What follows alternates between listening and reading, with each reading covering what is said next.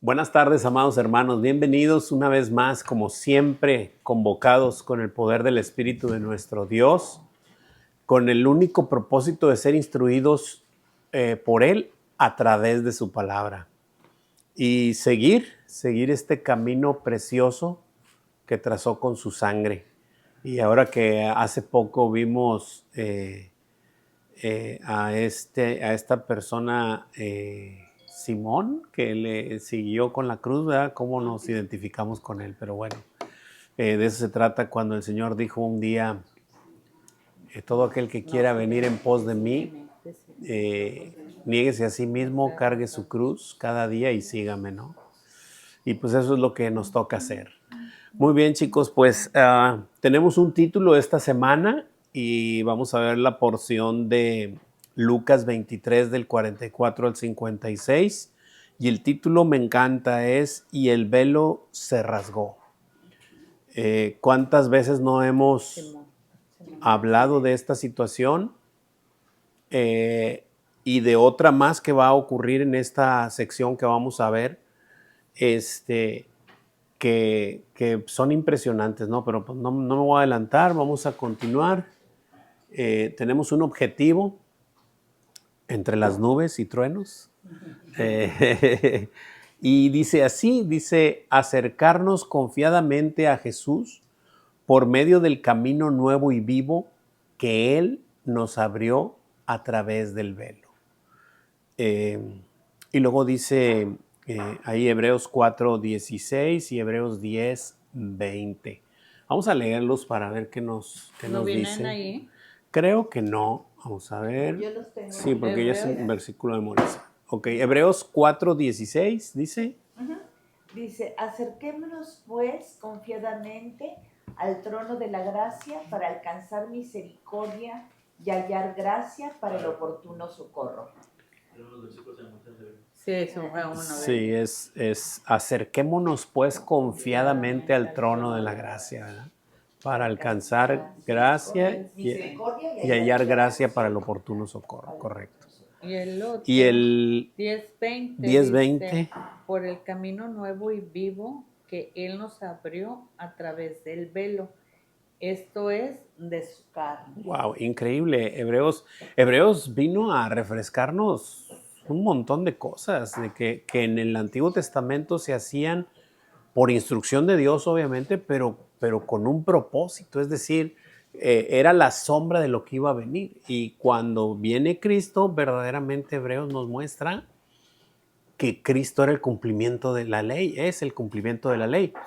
Y nos lo dice aquí muy claro, otra vez el 10:20, dice así, hermanita, dice. Sí, dice, Que el camino que nos abrió. Por el camino nuevo y vivo que Él nos abrió a través del velo, esto es, de su carne. Wow, el camino vivo y nuevo que Él nos abrió a través del velo. Y lo dice, esto es su carne, es decir, el velo que de alguna manera estaba ahí sin dejarnos pasar a ver el lugar santísimo, lo entrecomillo porque para los judíos así era, había estaba ese velo que era para entrar al lugar santísimo, es decir, a la presencia de Dios, pero no podía entrar cualquier persona. Ya Max nos lo explicó el domingo en el servicio y no voy a entrar a esos detalles, pero es hermoso conocerlo porque entiendes que cuando se rasga el velo es la carne del Señor, se parte, se da su sangre para que podamos todos los que hemos creído tener esa entrada firme y con confianza y firme, esa entrada a Dios sin que el velo ese nos esté de por medio. Se rasgó el velo, o sea, se quitó tal velo y tenemos esa entrada franca para con Dios. Pero tuvo un precio, ¿verdad? Que es la sangre de nuestro Señor. Muy bien. Dice, tenemos un versículo a memorizar que es el 45. 23:45, sí. Y dice, el sol se oscureció y el velo del templo se rasgó por la mitad. En otro de los paralelos o de los otros evangelios dice que se rasgó de arriba a abajo. El velo era muy, muy alto. Y pues, o sea, simple y sencillamente se rasgó de arriba abajo, ¿verdad? O sea, siempre nuestro Señor, nuestro Dios, tomando la iniciativa para alcanzarnos, siempre, siempre, en todo momento. Muy bien, sin más, vamos a continuar, a iniciar de estos versículos del 44 al 56 que vamos a ver, pero ahorita es 44 y 45, los leo los primeros como es costumbre y comenzamos ahí nuestra hojita. Dice: cuando era como la hora sexta, hubo tinieblas sobre toda la tierra hasta la hora novena, y el sol se oscureció, y el velo del templo se rasgó por la mitad. Muy bien. Tenemos varias cosas aquí que, pues, lo de las horas sexta y novena ya lo explicó Max, nuestro hermano Max, en el servicio el domingo. Y pues no voy a entrar mucho en ese detalle, simplemente sabemos que la hora sexta de los judíos era como las 12 del mediodía para nosotros, es decir, el sol estaba en su plenitud, ¿verdad? Porque cualquiera dice, bueno, pues de las 6 a las 9, pues a lo mejor sí se oscureció, ¿verdad? Pues a lo mejor pudo haberse oscurecido, pero no. Era de 12 de la mediodía a las 3 de la tarde cuando ocurrieron estas cosas. Dice que se oscureció, hubo tinieblas sobre toda la tierra. Esta parte, esta sección es la que quiero dejar muy clara porque aquí es el momento. Como bien nos recordó ahorita nuestra hermanita Laura de lo que pasó nuestro Señor, pues desde antes del recorrido de llegar al monte de la Calavera o al Gólgota, pues ya había padecido en su carne bastante latigazos, golpes, escupitajos. Los diversos evangelios medio nos ilustran lo que hicieron con él físicamente. Pero mi Señor, cuando estaba en Getsemaní, no sudó sangre por esos detalles. No sudó sangre por... Sabía lo que iba a pasar, pero no era eso lo que él temía. No era eso lo que él le dijo al Padre: si quieres pasa de mí esta copa. Sino este momento. Este momento, el momento en el cual... Ay, a ver si no me quiebro.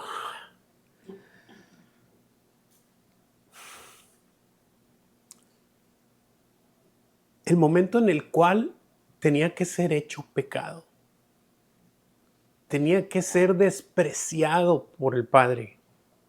Porque la santidad no puede convivir con el pecado.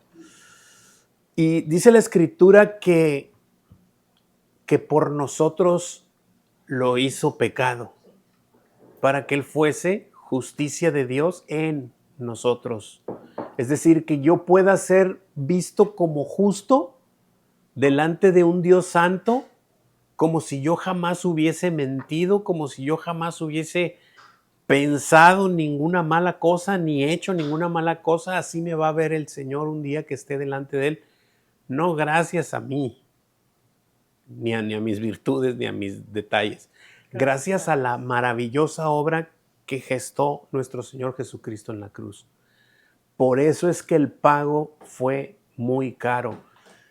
Y en estas 3 horas se tuvo que desprender. No me pregunten cómo, el Señor nos lo va a revelar y un día que estemos con Él lo sabremos exactamente cómo, pero se tuvo que desprender el Dios divino del Dios carnal, de nuestro Señor Jesucristo en la cruz, porque no podía permanecer en Él, porque lo hizo pecado.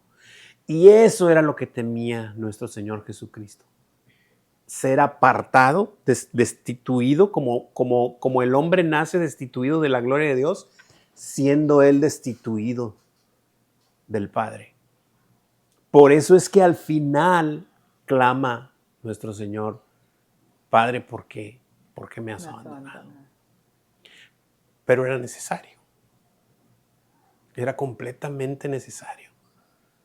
Porque Él llevó en sí mismo en esas 3 horas la carga de toda la ira de Dios en Él. Todos los pecados de todos y todo el enojo, toda la ira del Dios Santo y poderoso fue sobre Él en ese momento para cargar toda la culpa de todo pecado de la humanidad ahí. Por eso es que la sangre de nuestro Señor Jesucristo puede limpiar todo pecado. Todo. La Escritura solamente habla de un pecado que no puede ser perdonado y ya lo hemos estudiado. No es que no pueda, sino es que si tú no aceptas, pues ¿cómo te lo explico? O sea, cuando tú niegas que Jesús es el Señor, pues no es que no pueda, es que no quieres, ¿verdad? Y ahí esa es la cuestión. Pero eso es lo que ocurrió en estas 3 horas, en este oscurecimiento, en estas tinieblas. Otros evangelios dicen que hubo terremoto, tembló la tierra, o sea, no tanto un terremoto, sino que tembló la tierra, que hubo estruendos, que hubo... fue algo grande verdaderamente lo que pasó. Pero estaba ocurriendo eso, que toda la ira de Dios estaba cayendo sobre nuestro Señor, sobre nuestro precioso Salvador. Quiero dejar claro esto, o sea, que ya lo sabemos, pero lo quiero volver a enfatizar. Dios no ha cambiado ni cambiará jamás. Dios es el mismo ayer, hoy y por los siglos de los siglos. Él va a ser siempre el mismo. Y siempre va a demandar santidad para poder estar en su presencia. Siempre. Porque su palabra dice que toda alma que pecare, ¿qué va a pasar con ella? Esta morirá. Pero en su infinita misericordia vino, se vistió de hombre y vino como hijo y murió en la cruz y dio su sangre, para que todo aquel que en él cree no se pierda y tenga vida eterna. Hay una condicional.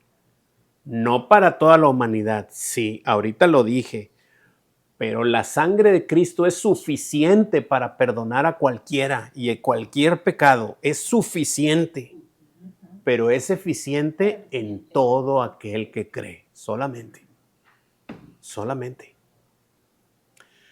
Entonces, hermano, una pregunta. Sí, hermanita. O sea que es eficiente. Es suficiente para todos. Suficiente para todos porque a eso vino. Su sangre abarcaba todo aquel. Pero solamente funciona si aquel pecador lo cree, lo acepta, se arrepiente. Así es. Por eso es cuando hace la función eficiente. Así es. Amén. Así es. Y qué bueno que comenta eso. Para creer en Él se requiere de su misericordia y gracia. De otra manera es imposible, ¿verdad? Pero ahí está, es suficiente para todos. Entonces, la demanda es la misma. Cualquiera que pecare va a morir, pero cualquier pecador que crea verdaderamente en el sacrificio vicario de nuestro Señor Jesucristo vivirá por la eternidad. Amén, ¿no? O sea, entonces eso es. No sé si alguien tenga alguna pregunta, alguna duda o algún comentario hasta aquí. Ok. Respecto al velo, nomás voy a aclarar un poquitito más referente a que nosotros ya sabemos un poquito, pero para todo aquel que no, recordemos que el templo está bardeado, ¿verdad? Y hay unos atrios, que es decir, un patio, ¿verdad? Y está lo que es ya el tabernáculo que se compone de 2 cuartos. Para entrar al primer cuarto hay un velo, ¿verdad? Y es decir, voy a decir estas 3 puertas, es decir, la primera que es para entrar hacia el templo, que es la primera puerta, la segunda es un velo para entrar al primer cuarto del santuario, de lo que es el tabernáculo. Y en el segundo cuarto, que es ese velo que se rasgó para entrar al lugar santísimo, está ese velo, ese tercer velo, así que son las 3 puertas, ¿verdad? Y ese es el velo que se rasgó, porque en esa entrada no podía entrar cualquier persona. Ya Max lo explicó, o sea, solamente el sumo sacerdote, no los sacerdotes hacían, en el primer cuarto hacían los servicios de los panes, del candelabro, del incienso, hacían esas tareas diarias, pero al lugar santísimo solamente una vez al año, y no sin sangre, dice la Escritura, se entraba el sumo sacerdote para derramar esa sangre inocente, ¿verdad? Para cubrir los pecados, para cubrirlos, ¿verdad? Y era sangre de un cordero, ya lo habían inspeccionado varios días antes, desde el día 10 y el día 14 lo inmolaban, toda esa parte ya la vimos el día de la Pascua, y entonces vertía esa sangre en un lado del propiciatorio para cubrir los pecados de todos los judíos, ¿verdad? Pero bueno, entonces ese velo es el que se rasgó. Es conocido también estas 3 puertas, lo quiero comentar, más o menos a la mente, ¿verdad? Eran conocidas, según la historia, eso no está en la Biblia, ¿verdad? Pero según la historia eran conocidas como el camino, la verdad y la vida, esas 3 puertas. Y cuando nuestro Señor caminó con los discípulos, Él les dijo eso, ¿verdad? Yo soy el camino, la verdad y la vida. Y luego después dice, nadie viene al Padre, nadie puede llegar a Dios si no es a través de mí. Increíble. Increíbles declaraciones de nuestro Señor manifestándose como el único camino. Y no hay otro, definitivamente no hay otro. No sé si alguien tenga alguna pregunta, duda o comentario. Cuando el sacerdote entraba, Sí. Tengo entendido, no recuerdo en qué parte, es que si no iba puro, no sé si el sacerdote o el que iba a pagar o lo que iba a hacer, porque si no moría.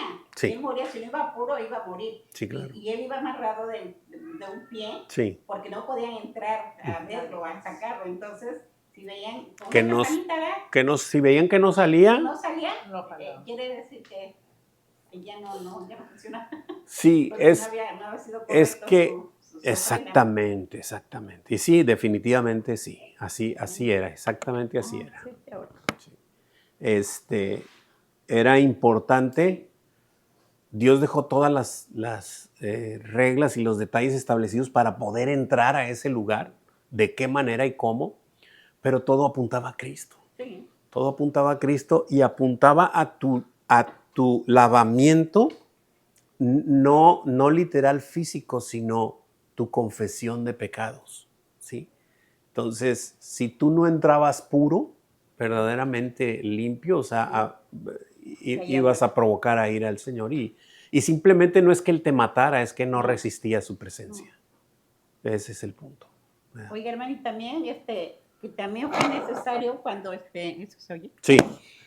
Cuando, que fue necesario se cumplió hasta que Jesús lo cumplió. Sí es. Porque a partir de entonces ya no hubo necesidad, jamás, por eso el velo se rompió, ya podía entrar, ya habíamos sido redimidos por la sangre de Cristo. Eso es algo muy hermoso para nosotros en la actualidad y los que faltan por todavía aceptar a Cristo, porque son puras señales que Él mandaba a través de Él mismo. Era sombra de lo que iba a ocurrir cuando Él nos visitara. Amén. Y eso fue lo que pasó exactamente. Amén. Todo el sacrificio que se hacía del Cordero, Juan el Bautista, lo hemos dicho cuando iniciamos el Evangelio de Lucas, lo presentó como tal, ¿verdad? O sea, lo presentó, he aquí el Cordero de Dios, no que cubre, dijo que quita el pecado del mundo. ¿Verdad? Entonces, ese es el punto, o sea, fue presentado como tal, como un cordero. Y ya vimos su entrada triunfal el día 10, lo estuvieron examinando, Hubo declaraciones de que no hay ningún defecto en él, ninguno. 3 veces. 3 veces. El corderito. Y entonces fue crucificado. Y fue derramada su sangre para poder cubrir nuestros pecados. Pregunta, ¿qué ocurrió entre la hora sexta y la hora novena cuando hubo tinieblas sobre toda la tierra? El sol se oscureció y el velo del templo se rasgó por la mitad. Así es. El sol se oscureció. Y el velo del templo se rasgó por la mitad.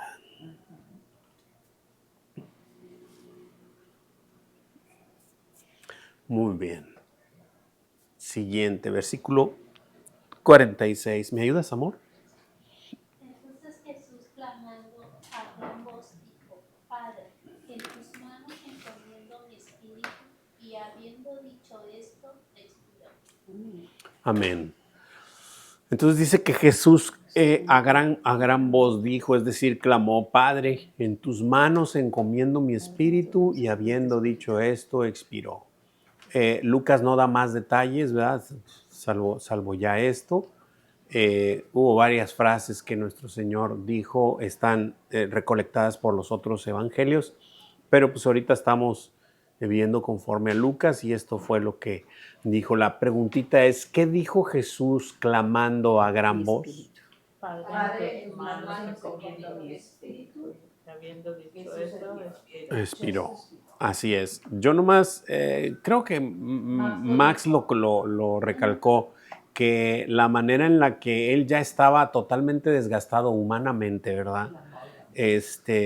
A pesar de todo eso, o sea, su cansancio, su fatiga, pues estaba desangrado completamente también y aún así sacó fuerzas y a gran voz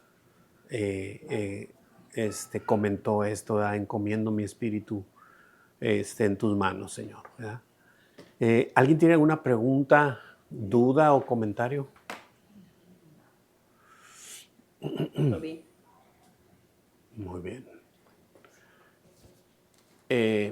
Versículo 47, hermanita Tere, ¿me ayuda? Cuando el centurión vio lo que había acontecido, dio gloria a Dios, diciendo: verdaderamente este hombre era justo. Amén. Y luego nos relata Lucas que este centurión que estaba ahí y dice que vio lo que había acontecido. Esto a mí me ha llamado mucho la atención porque varias veces está esta palabra, este verbo, ¿verdad? Que es ver, que el pueblo veía, que estos veían, que los otros veían, que todos veían, o sea, y eso me llamó mucho la atención. Y es hermoso porque el Señor cada detalle nos lo muestra y nos los presenta y nos lo manifiesta para poder mostrarnos que a Él no se le va absolutamente nada, ¿no? ¿Qué hizo el centurión cuando vio lo que había acontecido? Dio gloria a Dios, diciendo verdaderamente este hombre era justo.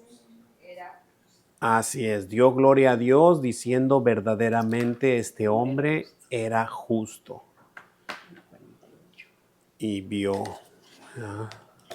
Muy bien. ¿Preguntas, dudas? Siguiente, versículo 48. Hermanita Laura, ¿me ayuda? Y toda la multitud de los que estaban presentes en este espectáculo, viendo lo que había acontecido, se volvían golpeándose el pecho. Y otra vez está ese verbo ahí. Y toda la multitud de los que estaban presentes en este espectáculo, viendo lo que había acontecido, se volvían golpeándose el pecho. Es decir, ya comenzaban a sentir remordimiento, arrepentimiento, algo de dolor, ¿verdad? ¿Qué hacía toda la multitud de los que estaban presentes en este espectáculo? Viendo lo que había acontecido, se volvían golpeándose el pecho. Viendo otra vez viendo. Me llama la atención que también la semana pasada vimos esta porción en el 36. ¿Qué era?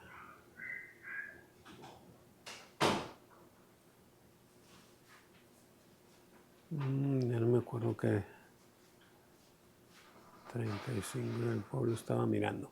En el 35 del mismo capítulo, nomás estoy yéndome un poquito más atrás también. El pueblo estaba mirando y aún los gobernantes se burlaban de él diciendo a otros salvó, ¿verdad? Pero, y el pueblo, o sea, el pueblo entero estaba mirando, me llama mucho la atención todo esto y viendo y viendo. Y ahorita, al final de lo que vamos a ver ahorita, también se va a manifestar otras 2 veces. Pero bueno, vamos a continuar. Versículo 49, hermanita Agda, ¿me ayuda con el 49? Claro que sí. Pero todos sus conocidos y las mujeres que le habían seguido desde Galilea estaban lejos mirando estas cosas. Otra vez, aunque estaban lejos, pero estaban mirando, Amén. todos estaban viendo, todos estaban observando. Esto es importante. Y ahorita vamos a ir a un versículo que me maravilló en la mañana.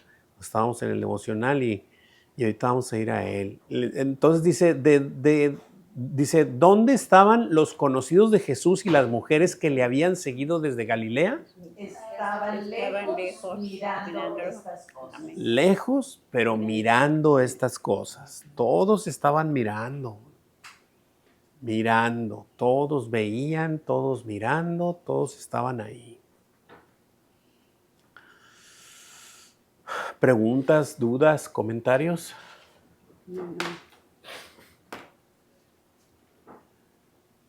Versículos 50 y 51. Hermano, ¿me ayudas con esos, por favor? Sí. Había un varón llamado José de Arimatea, ciudad de Judea, el cual era miembro del concilio, varón bueno y justo. Que también esperaba el reino de Dios y no había consentido en el acuerdo ni en los hechos de ellos. Amén, gracias. Bueno, y nos relata ya este versículo que había un varón que se llamaba José y que era de Arimatea, de la ciudad de Judea. Nos relata esto de Lucas y dice que él era miembro del concilio. Miembro del concilio, ¿sí? Y dice que era varón bueno y justo. Bueno, ya sabemos que estaba tocado por el Señor, obviamente, de otra manera sería imposible.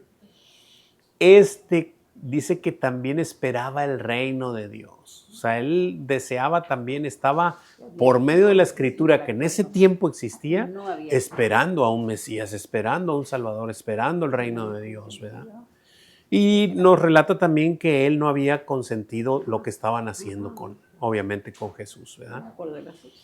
Dice, ¿cómo describe Lucas a José de Arimatea, miembro del concilio, que no había consentido en el acuerdo ni en los hechos de ellos? Varón bueno y bueno que esperaba el reino de Dios. Como un varón bueno y justo que esperaba el reino de Dios. Wow.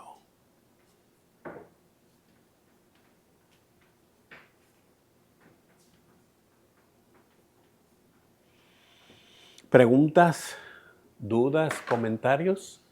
Esta persona, José de Arimatea, era, como bien dice aquí, miembro del concilio, es decir, del Sanedrín. Del Sanedrín, donde verdaderamente los religiosos de ese tiempo, y lo voy a recalcar entre comillas, es decir, los que servían a Dios en ese tiempo, crucificaron a nuestro Señor y dice que Él no había consentido en ese acuerdo ni en los hechos de ellos. Pero bueno, ahí estaba la mayoría y pues ahí ocurrió, ¿no? ¿Preguntas, dudas, comentarios? Pues yo que me recalcara el valor que tuvo ese varón al no consentir, porque la mayoría sí se había consentido lo que iban a hacer con Jesús, y él no lo consintió, no tuvo miedo o Dios lo protegió, no sé qué pasó, pero solamente era el único que no había consentido y él fue el que pidió el cuerpo, ¿no? Sí, hay otro evangelio que también menciona a Nicodemo, que entre los dos fueron a recoger el cuerpo. Juan, ¿verdad? Juan dice que iba él y Nicodemo. Y recordemos que Nicodemo Sí. fue el que habló con Jesús Sí. en Juan capítulo El 3. que creyó en él. Así es, entonces, bueno, ahí está, ¿no? Versículos 52 y 53. Hermanita, ¿me ayuda, Leti? Claro que sí. Dice, fue a Pilato y pidió el cuerpo de Jesús y quitándolo lo envolvió en una sábana y lo puso en un sepulcro abierto, en una peña, en el cual aún no se había puesto a nadie. Amén. Pura también. Gracias. Así que fue a Pilato y le pidió el cuerpo. Y dice que lo quitó, lo envolvió en una sábana y que lo puso en un sepulcro abierto, en una peña, el cual, es decir, el sepulcro no había sido utilizado por nadie, ¿verdad? Pero bueno, José de Arimatea, y si añadimos a Nicodemo, ¿verdad? Que también sí. era del Sanedrín, Sí. que también era un principal de la sinagoga, pues fueron a tomar el cuerpo de Jesús y a sepultarlo, envolverlo en unas sábanas y a sepultarlo, ¿verdad? Y todo esto simplemente se está cumpliendo la escritura, ¿no? En Isaías 53 dice Sí. que fue quitado y que fue contado con los ricos en su muerte, ¿verdad? Es decir, estas personas pudientes lo tomaron y lo sepultaron, ¿verdad? Sí. Muy bien, la pregunta dice, ¿qué hizo José de Arimatea con el cuerpo de Jesús? Pidió su cuerpo a Pilato, lo envolvió en una sábana y lo puso en un sepulcro abierto en una peña, el cual aún no se había puesto nada. Exactamente. Muy bien. Y eso es lo que nos declara Isaías 53, ¿verdad? Déjenme ir a leer un poco ahí. ¿53:4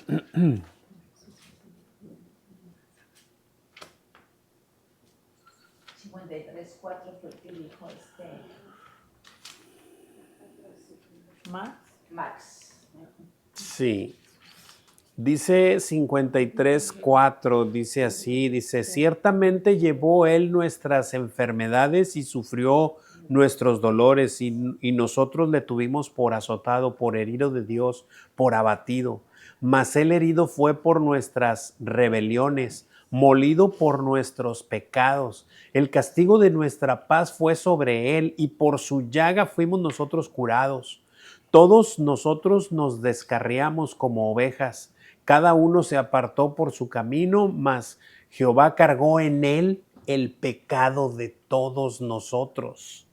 ¡Wow! ¡Qué increíble! Sigo leyendo. Angustiado él y afligido no abrió su boca.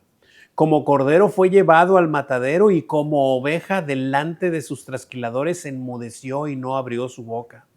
Por cárcel y por juicio fue quitado. ¿Y su generación quién la contará? Porque fue cortado de la tierra de los vivientes, y por la rebelión de mi pueblo fue herido, y se dispuso con los impíos en su sepultura, mas con los ricos fue en su muerte, aunque nunca hizo maldad, ni hubo engaño en su boca. Con todo esto Jehová quiso quebrantarlo. Bueno, déjame leer estos 2 versículos más. Quebrantarlo, sujetándolo a padecimiento. Cuando haya puesto su vida en expiación por el pecado, verá linaje, vivirá por largos días y la voluntad de Jehová será en su mano prosperada. Qué increíble que esto se escribió 700 años antes de que Jesús pisara esta tierra, ¿no? Así es. Y ahí está, se estaba cumpliendo todo lo que estaba escrito de él, ¿verdad? Es que el Espíritu Santo ya lo había revelado. Definitivamente, a todos los profetas, así es. Muy bien, versículos 54 al 56. Hermanita Leti, ¿me ayuda? Sí. Yo, ¿verdad? Leti, usted. Ok, sí, claro que sí. Era día de la preparación y estaba para comenzar el día de reposo. Y las mujeres que habían venido con él desde Galilea siguieron también y vieron el sepulcro y cómo fue puesto su cuerpo. Y vueltas prepararon especias aromáticas y ungüentos y descansaron el día de reposo conforme al mandamiento. Amén. Bueno, esto es interesante y también qué bueno que nuestro hermano Max lo compartió. Lo más lógico hubiese sido pensar que quienes sepultaran a Jesús fueran sus discípulos, pero sus discípulos estaban lejos. Todos ¿sí? dispersos. Mas, sin embargo, fueron estas dos personas pudientes, ricos, José de Arimatea y Nicodemo, quienes sepultaron a Jesús. Es decir, si hubiesen sido sus discípulos, el Sanedrín hubiera dicho, pues lo escondieron, no lo sepultaron, lo escondieron y luego ahora dijeron que resucitó. Pero no, lo sepultaron los del concilio.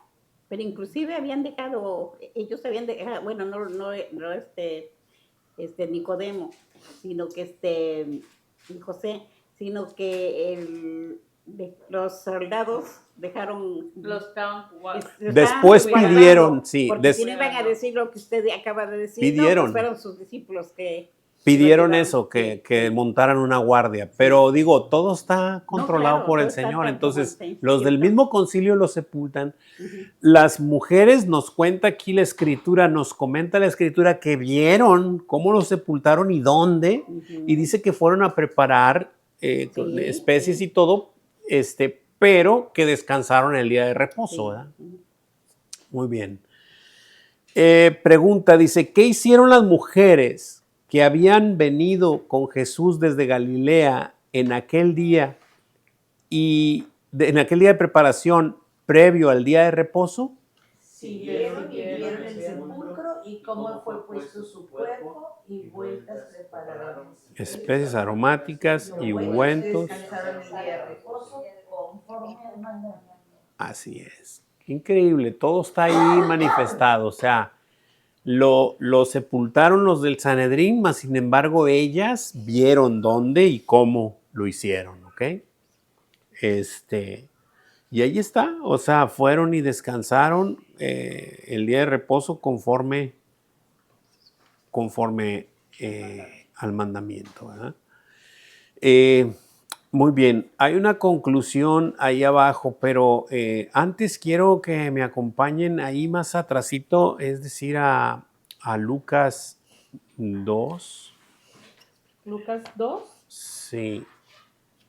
Y no me acuerdo qué versículo es, pero ahorita les digo.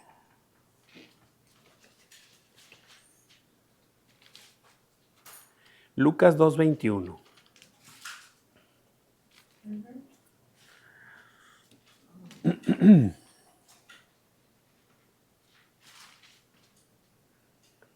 Voy a leer.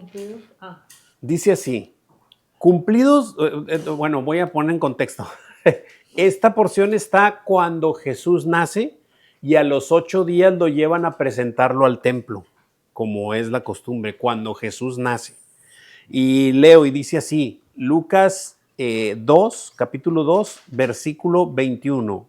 Cumplidos los 8 días para circuncidar al niño, le pusieron por nombre Jesús, el cual le había sido puesto por el ángel antes que fuese concebido. Antes que se concibiera siquiera, le habían puesto ya su nombre Jesús, que significa, que el significado es Salvador o Dios salva. Wow, increíble. Sigo leyendo.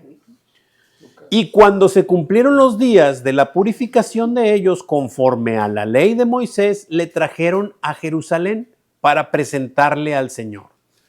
Como está escrito en la ley del Señor, todo varón que abriere la matriz será llamado santo al Señor. Y para ofrecer, conforme a lo que se dice en la ley del Señor, un par de tórtolas o 2 palominos. Y he aquí había en Jerusalén un hombre, pongan atención a esto, llamado Simeón. Y este hombre, justo y piadoso, esperaba la consolación de Israel.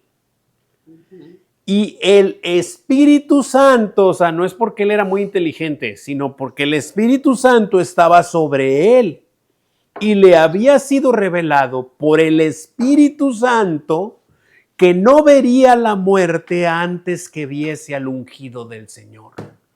Y escuchen esto. Y movido por el Espíritu Santo vino al templo. O sea, coincidió con Jesús. ¿Ok? Sigo leyendo.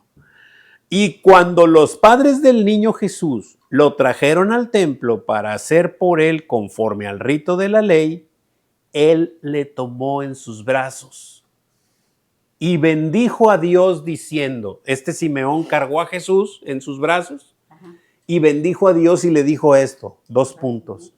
Ahora, Señor, despide a tu siervo en paz, conforme a tu palabra, porque han visto mis ojos tu salvación, la cual has preparado en presencia, escuchen bien esto, de todos los pueblos.